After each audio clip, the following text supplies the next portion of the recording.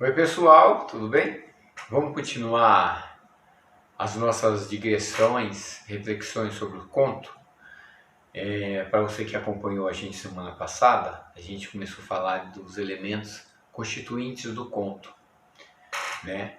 Que é um gênero muito difundido e, aliás, muito mais do que o romance. Hoje em dia o conto, você encontra muitos livros de conto e as pessoas preferem ler porque são histórias mais concisas, né?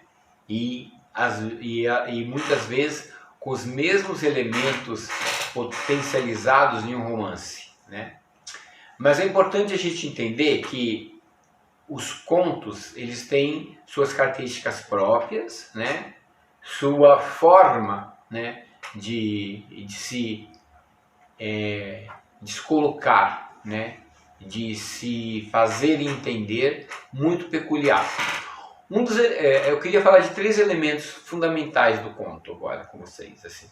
Um dos elementos fundamentais que um conto deve ter para poder ser um conto bastante potencializado é o elemento oculto, né?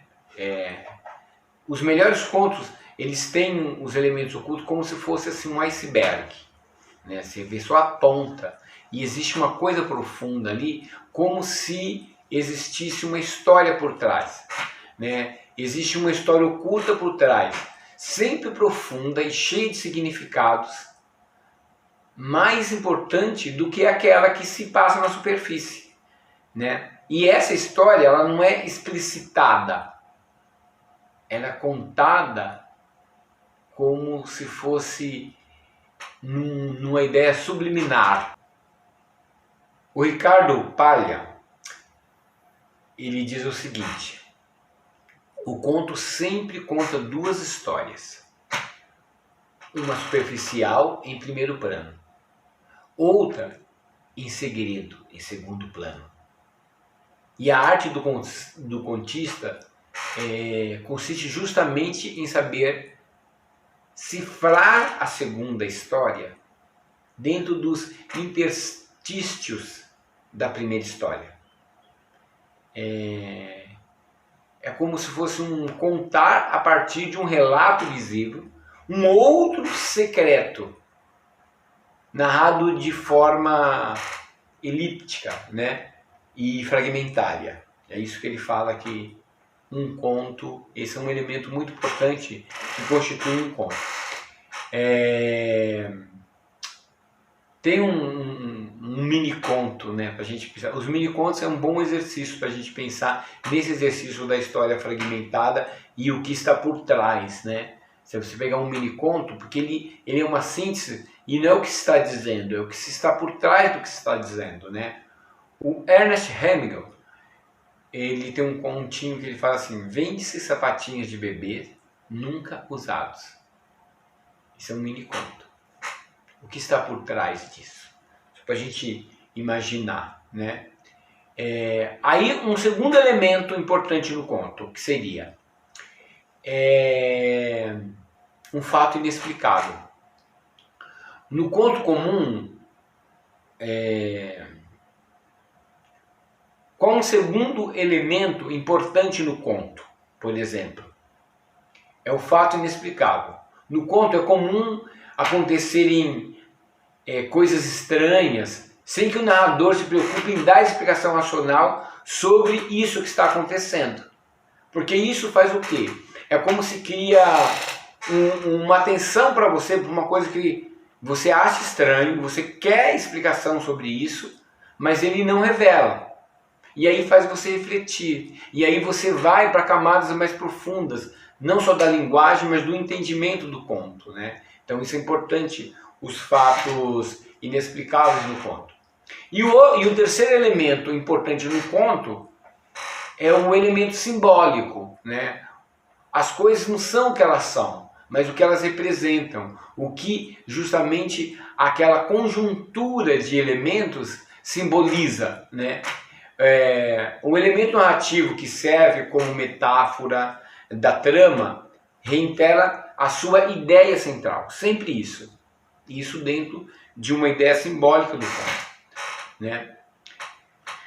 E aí, para a gente entender melhor isso, eu gostaria de ler para vocês um conto que chama O Travesseiro de Penas, que é um conto muito interessante, que ele tem tanto essa questão de uma história oculta, o fato inexplicável e o elemento simbólico.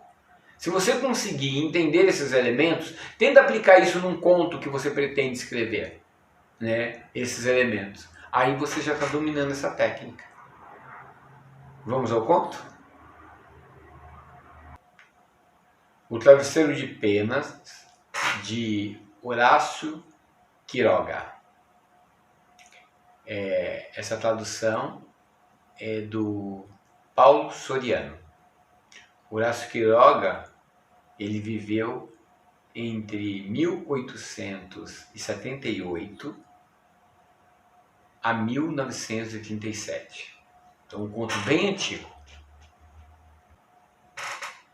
Sua lua de mel foi um longo calafrio.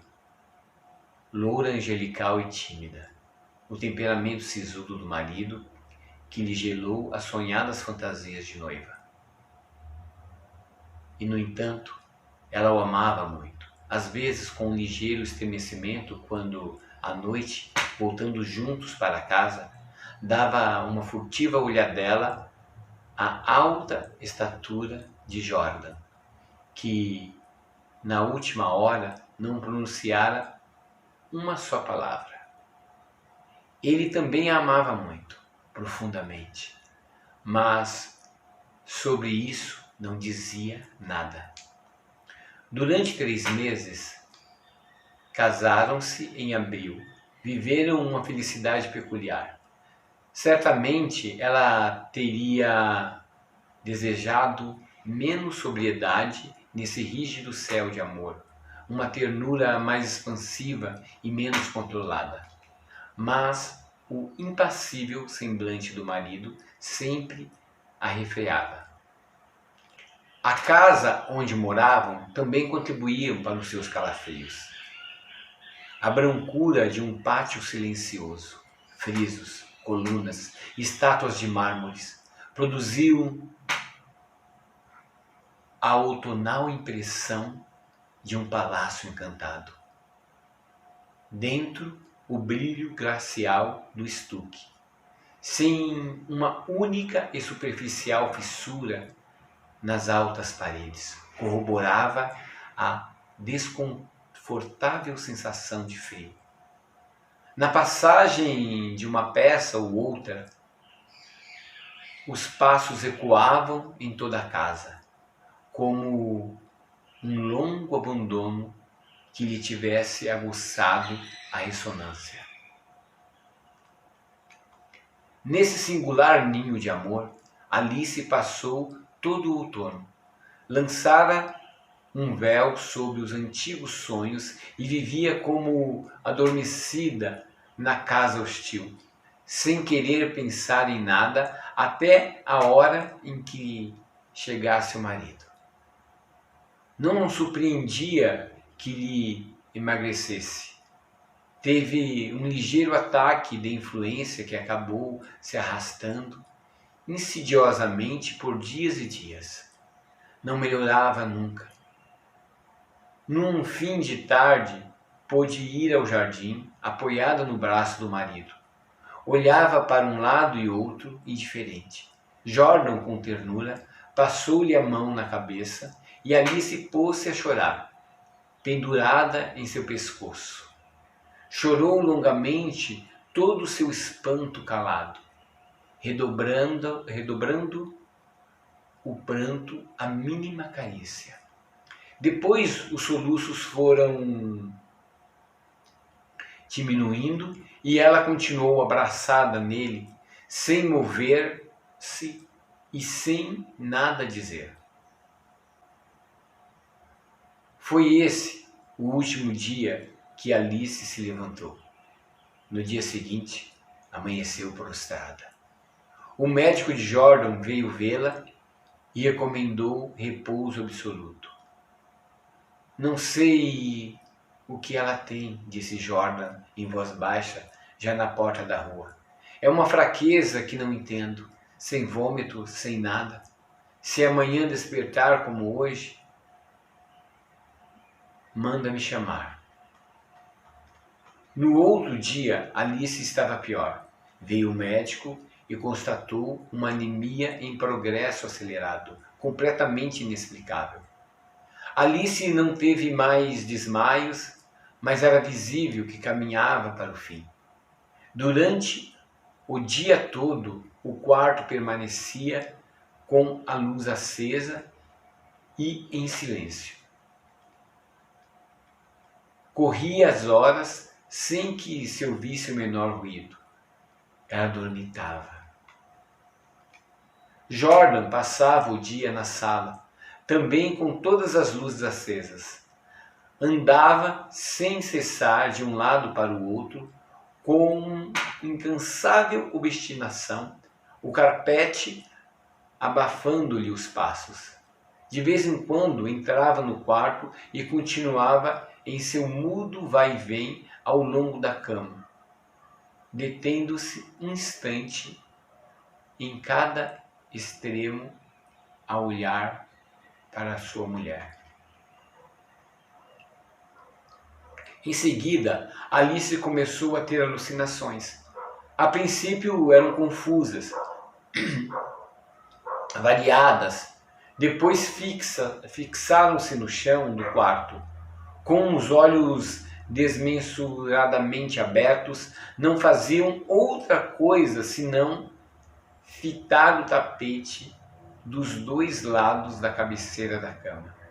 Uma noite, com o olhar fixo, abriu a boca para gritar, com as narinas e os lábios perlando suor.